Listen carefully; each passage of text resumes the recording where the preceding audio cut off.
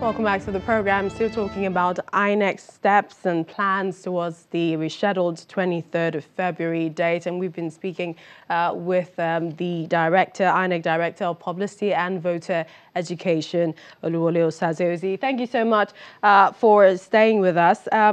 If everything had gone planned, by today, if elections had held last Saturday, we would have had a president. And I know you must have heard this over a dozen times, that bad weather and other logistical challenges were responsible for the rescheduling. But how about the late passage of INEC's budget? Was that a major challenge?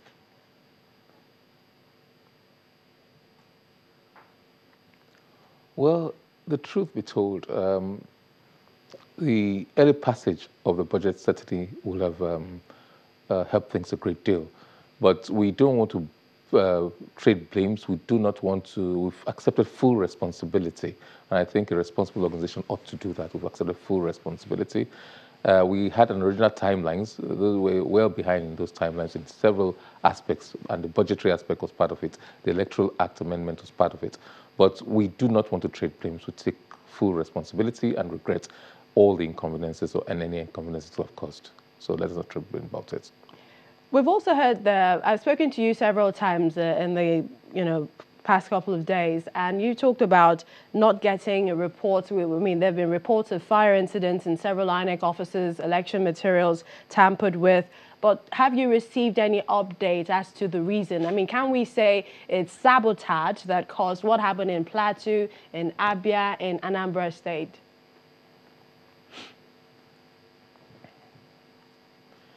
Well, again, when you did ask, I did say we did not want to prejudge the outcome of investigations. Investigations are both administrative within the commission itself, but also with the fire service and the police.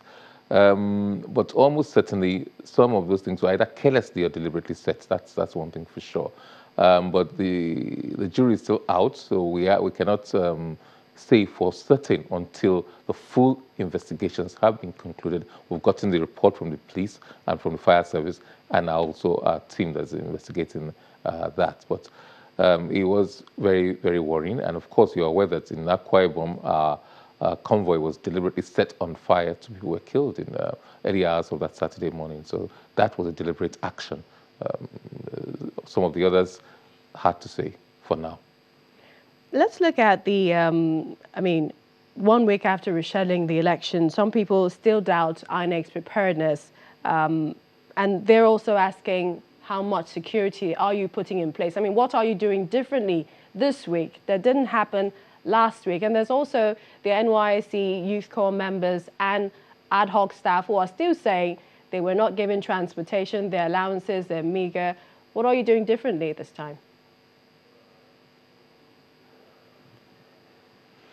Well, we could have proceeded with the election last Saturday, but that would not have been the ideal. It would have been such that some places would have started on time, other places would not have started on time. Quite possibly, for example, result sheets wouldn't have been available at the time it was needed in certain areas. And that is a recipe for chaos, a recipe for confusion, and allegations and counter-allegations. So we wanted a situation where we'll be overboard with everything and everybody will see what we have done. So those, not necessarily missing ballots, those balloting instruments, the result sheets that had not gotten to their destinations, we ensured that if intervening days, we put them to where they should be. And we're getting reports also from the state. So if you have any shortages, if you have any issues, please let us know. Our monitors are out there. Several of the commissioners were at the airports receiving materials even for the state assembly and governorship elections. So, but all the materials for this particular election on Saturday, 23rd, the presidential and national assembly, all are on ground, all are in the states. They still are being sorted out. And I think by the end of the day, all of them will have been sorted out and batched according to local government. So first thing is to get them to the relevant states, correct states. The next thing is to back them according to local government. So it's the audit that we have been doing. As for the welfare of the youth members of the National Youth Service Corps and other ad hoc staff, that is paramount to us. The training allowance will be paid. I think they've all been paid. The issues is whether our arrangements are in place for the displacement, and I think that's being addressed. That's actually being addressed by the Commission. We'd like to thank you, Mr. Uzzi, for joining us on the program.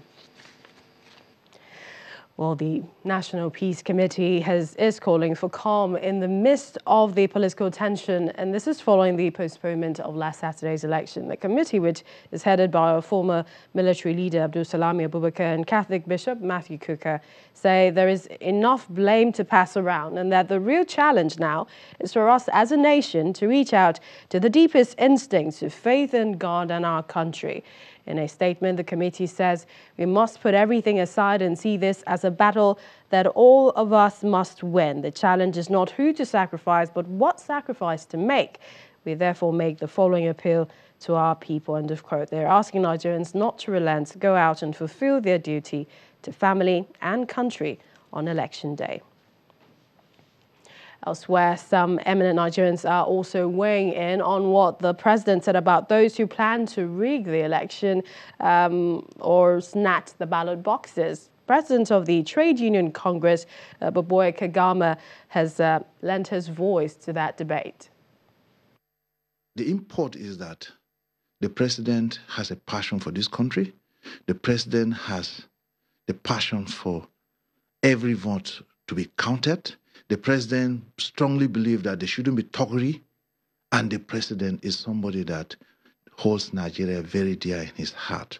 So, for anybody to think that the president will permit, it's the first time he'll be presiding over a national elections as a president. And being a very principled human being, he wouldn't want anything that will have to do with thuggery.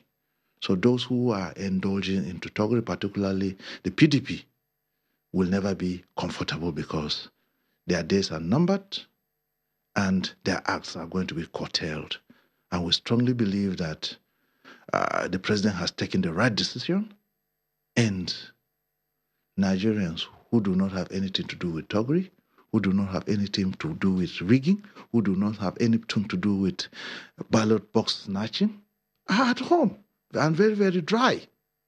So only the guilty are afraid. Otherwise, if you are not indulging, if you don't indulge yourself into any of such acts, why do you fear? Well, we also care about what you have to say, so send us a message at Channels TV, #TheVerdict, #Election 2019. Let's hear from you on the issues making the rounds. I'm Millicent Walker. I'd like to thank you for joining us on the program.